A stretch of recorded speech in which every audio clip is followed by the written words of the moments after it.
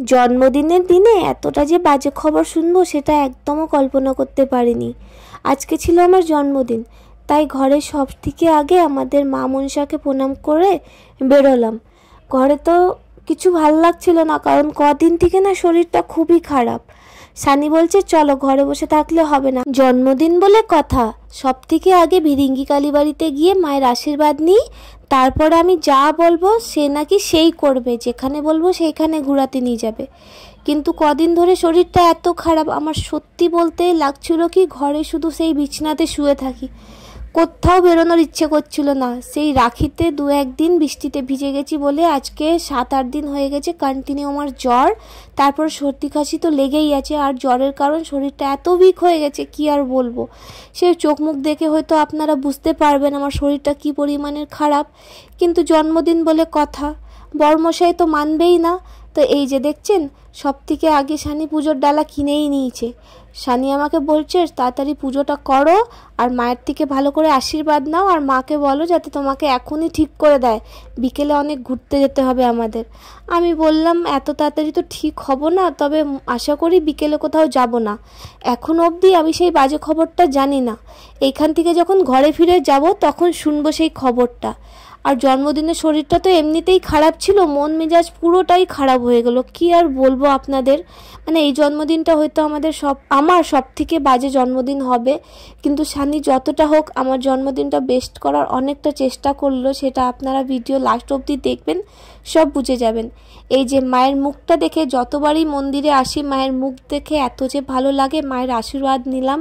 আর আজকের দিনটা বেশ খালি ছিল, শনিবার মঙ্গলবার খুবই ভিড় হয়, আজকে থার্সডে বলে কথা, তাই অতটা লোক ছিল না। সঙ্গে সঙ্গে গিয়ে লাইন তো ছিলই না আজকে, সঙ্গে সঙ্গে গিয়ে মায়ের পুজোও দিয়ে দিলাম। তারপর এই যে পুজো দিয়ে বেরিয়ে পড়েছি।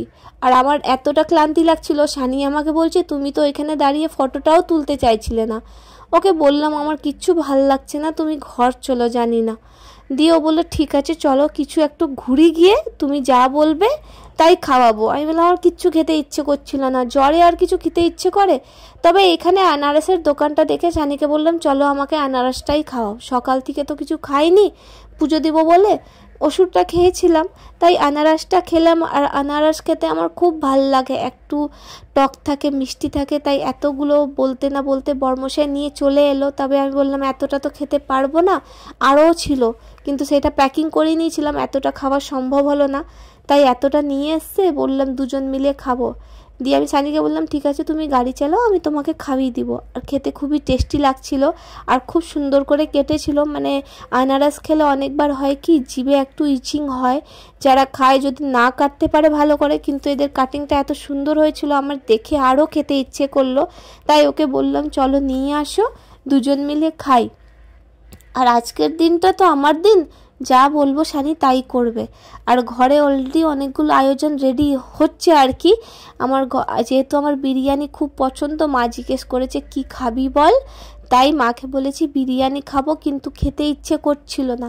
এই যে দেখছেন এইখানে চলে এসছে আমার বিরিয়ানি, আর খুব একটা খাবার ছিল না। আর আজ আমার মানে লাকটা এত খারাপ, যখনই আমার কিছু সেলিব্রেশন স্টার্ট হচ্ছে তখনই কারেন্ট চলে যাচ্ছিলো, আর সেই দিন সেই পরিমাণে বৃষ্টি হয়েছে, কি আর বলবো আপনাদের।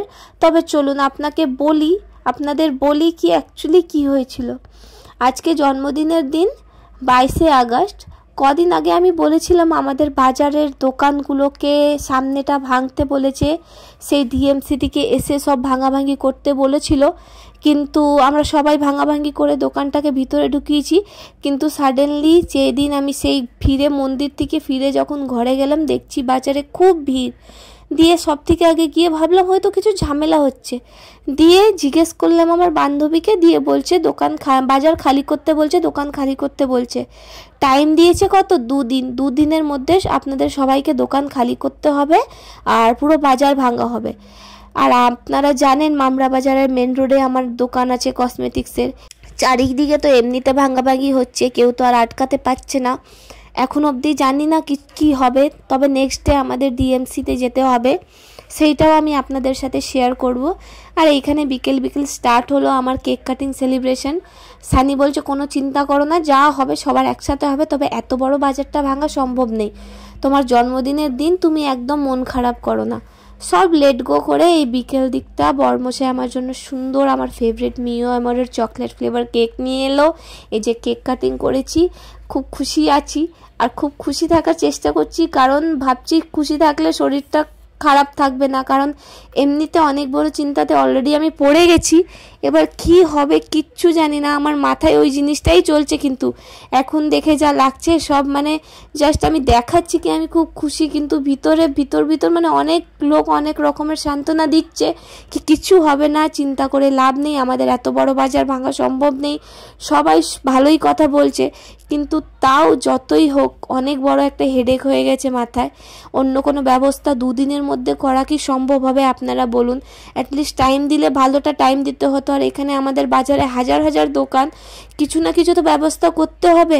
অনেকের পুরো সংসার চলে ওই দোকান থেকে, আমাদের যদি দোকানটা ভেঙে দেয় তাহলে আমরা যে কি করব আমরা নিজেই বুঝতে পারছি না, কোনো সন্ধান নেই, কিছু নেই। এখন এত তাড়াতাড়ি কোথায় জব খুঁজবো, কি করে আমরা জীবিকা চালাবো, কিচ্ছু ভাবতে পারছিলাম না।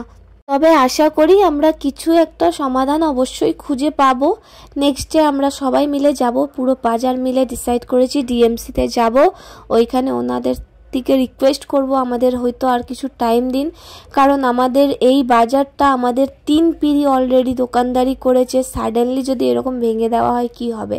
আর এই যে যতই টেনশন হোক, আমি আমার চকলেটের প্রতি কিন্তু অনেক আমার ভালোবাসা, চকলেটগুলো সাজিয়ে রেখেছিল আপনারা দেখলেন, আমি চকলেটগুলো সেই বক্সে ভরে দিয়েছি, কারণ আমার এই দাদাটার উপরে একদম বিশ্বাস নেই, অলরেডি 6-7টা চকলেট বৌদিদের ছুঁড়ে দিয়ে দিয়েছে, আর এইদিকে ছুঁড়েছিল, কিন্তু সেই চকলেটগুলো আমি রিটার্ন পেয়ে গেছি।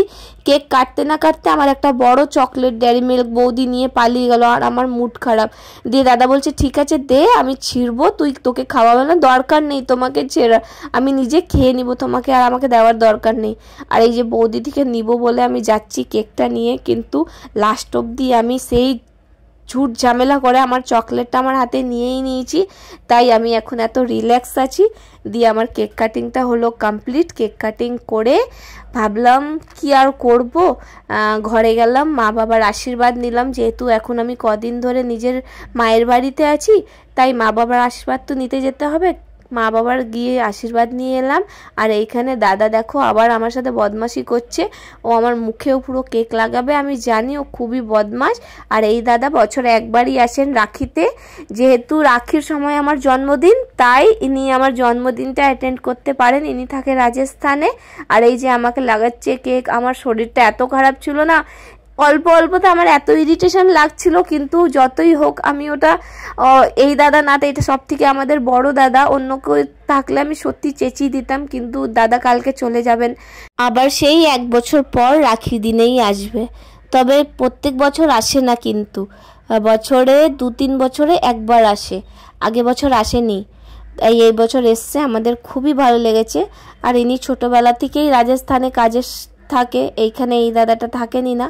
দিয়ে সব থেকে লাস্টে সবাই একসাথে বসে খাবার খেলাম, আর আজকে রাতের মেনুটা দারুণ ছিল, বিরিয়ানি ছিল, মটন কষা ছিল, পোলাও ছিল, বাসমতি চালের রাইস ছিল, পায়েস ছিল, অনেক কিছুটাই ছিল, রুটিও ছিল সঙ্গে, সবাই বসে খেয়েছি, ভালো আনন্দ করেছি।